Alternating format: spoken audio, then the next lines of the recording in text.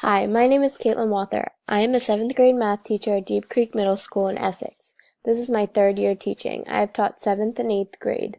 I have a Bachelor of Science degree in elementary education, and I'm currently finishing my master's degree from Loyola University, Maryland, anticipated in August 2019. This is Deep Creek Middle School. It is a Title I school in Essex, Maryland. All of our students are given one-to-one devices in the beginning of the year that they can take home. For my master's program, we had to complete an internship in our school. I chose to do mine on Schoology, our new learning management system this year. Schoology is brand new to teachers, as we previously had Ngrade as our learning management system.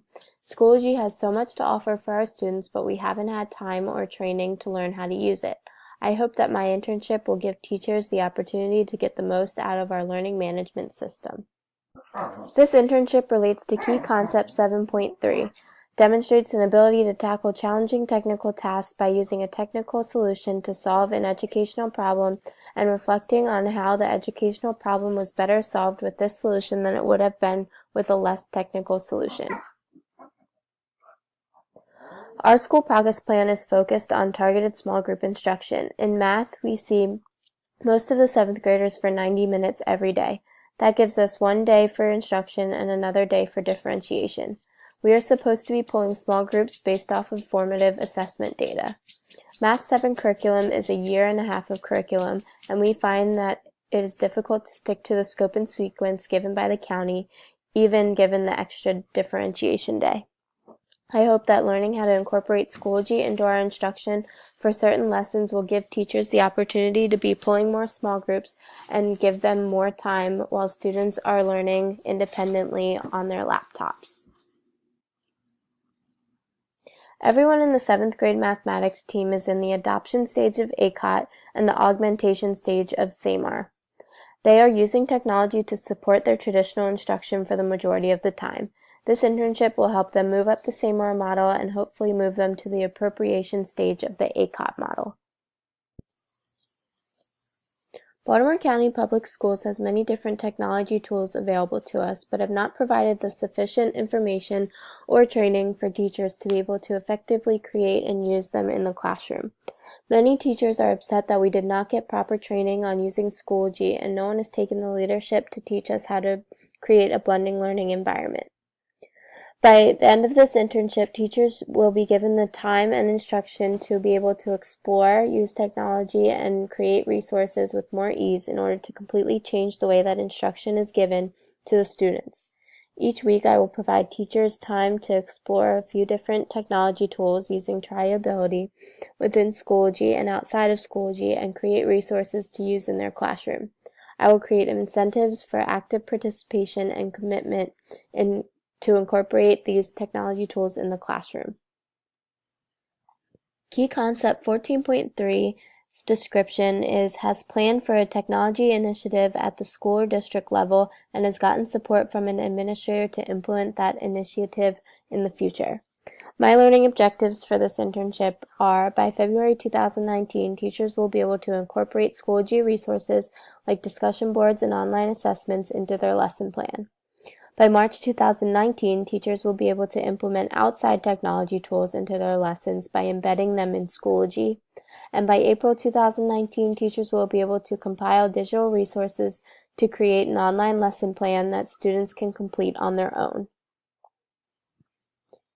My first professional development was a webinar on discussions and assessments used in Schoology. I created a screencast of me creating an assessment and a discussion and went through each step so that teachers could watch and follow along to create their own.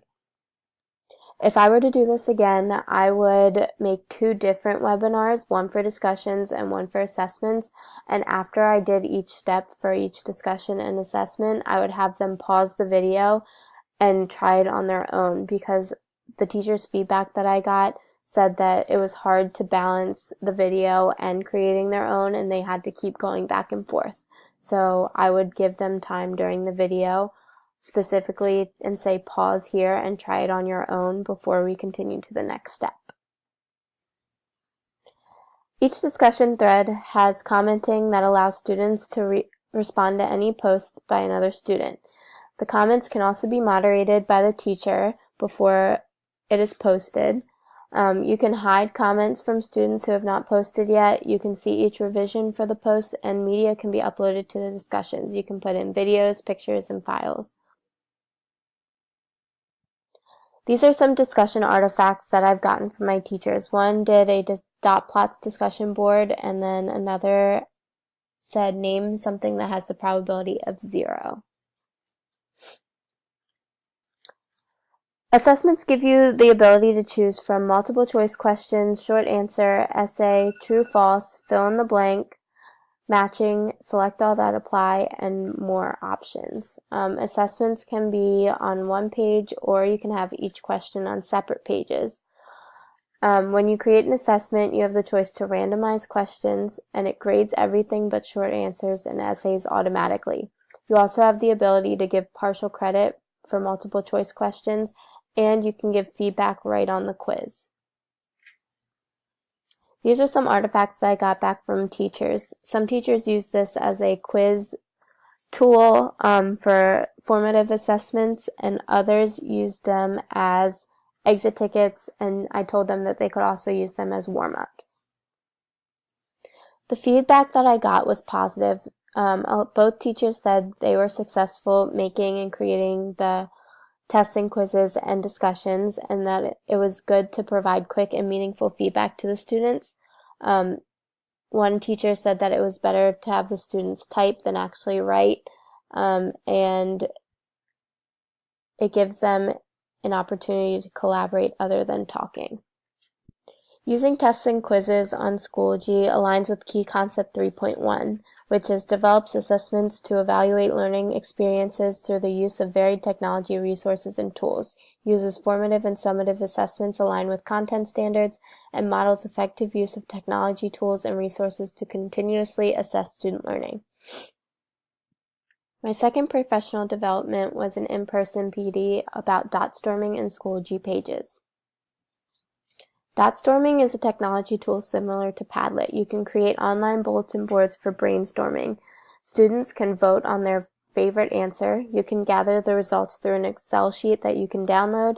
You can talk in real time on the chat. It's BCPS approved, and no account is needed for students to participate, and you can embed it into Schoology. These are some dot storming artifacts that I've created. In my PD, I created a teacher technology dot storming where I asked teachers to explain how they use technology in their classroom during normal instruction time throughout the week. They said that they used Ascend, HMH, which is our online textbook, and other math games and videos.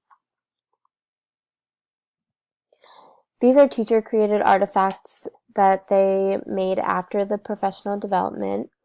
One is about probability and determining the likelihood of an event. Next was Schoology Pages. Schoology Pages allows you to add text, images, videos, HTML, or any combination of these elements to present information to your students. Each page has a rich text editor that enables you to customize font styles, colors, indentations, and other options. This is especially good for math because it has an equation editor just like Word. You can upload files, embed videos, and customize the HTML of the page. You can create pages for individual students, a specific group, or the entire class. One of my teachers created a page about probability just to give students an introduction instead of having them look up on the web. Another teacher added a direction page to their Schoology so that students could do an experiment. The feedback that I got from teachers about dot storming was that it was okay, and meant they had some students copy what other students wrote just because they could see their examples. For Schoology Pages, they thought it was great. It was better than having students look up information online and get confused by all the extra information. You could just make the page what you wanted students to know. And it was very good to accommodate a classroom. My third professional development was about Edpuzzle. Edpuzzle is an easy-to-use platform where you can make any video of your lesson. You can find lesson videos created by other teachers, including formative assessments, and you can adapt any videos by embedding your own questions or audio. You can crop videos to make them shorter, and Edpuzzles can be embedded into Schoology as well. This aligns to Key Concept 15.1, leads technology-related professional development activities for colleagues, and provides evidence that multiple colleagues have effectively implemented the technology. During my internship, there have been asynchronous and synchronous professional developments that have taught teachers at my school to use different technology tools. Teachers have learned to create and implement online discussions, tests and quizzes, dot-storming pages, and Edpuzzles. Teachers have watched how to create each resource and then uploaded it to Schoology for implementation in their classroom. During the synchronous sessions, teachers have had the ability to create their resources on the spot because that is the most effective kind of professional development. This is an Edpuzzle that a teacher made. It's about box and whisker plots, and if you notice that she embedded her own questions by the little green question marks at the bottom. The feedback that I got from Edpuzzle was that it was great for students. It was engaging and they were excited to use it and follow along. It's also very easy to use, and the questions were teacher created, so that was individualized for the students. One problem that a teacher had was that students weren't bringing their devices to school. Others said that they had trouble motivating the students to watch the videos, and if students don't have devices, we create scripts for them of the videos, and getting them motivated to read the scripts is also difficult. The goal of my internship was for teachers to create a completely student-centered online lesson so that they could be pulling small groups. In my Edpuzzle professional development, I also gave an example of an online lesson that I would create. I started with an Angles Are Everywhere page that gave an introduction to angles. Next, I created an Edpuzzle about angle basics that students would write down their answers to angles on their notes. The next thing that I put into the Schoology page was a vertical angles web page that students would go to take notes, and they could click right on that HTML link in order to get to the website. My teachers created a lesson on area and circumference of circles. One teacher started her lesson on circumference of circles by a dot storming, just asking students, what do you know about circles? The next part of her lesson was an Edpuzzle. Students were to write down notes on their note sheet as well as answer the 5 green questions that pop up on the video. After they completed the video, they had some examples to do in their notes, their paper notes that she gave them, and then she told them to get on HMH, which is our digital textbook, so that they could practice. Another teacher did their lesson on areas of circles. They had students look at this area of circles Edpuzzle and answer the questions, and then practice on their own. This is an example of their notes that they had to do for circumference and area. The feedback that I got from the online lesson was mixed. Some students did really well on their online lesson, and other students had trouble struggling to keep focus and keeping interest in the video. Some of them didn't want to write their answers down and be independent, but for the handful that was motivated intrinsically, it was very helpful to have them be independent, and it gave us more time. We all agreed that if we were to start this in the beginning of the year, that it would be more beneficial to our students to set those procedures.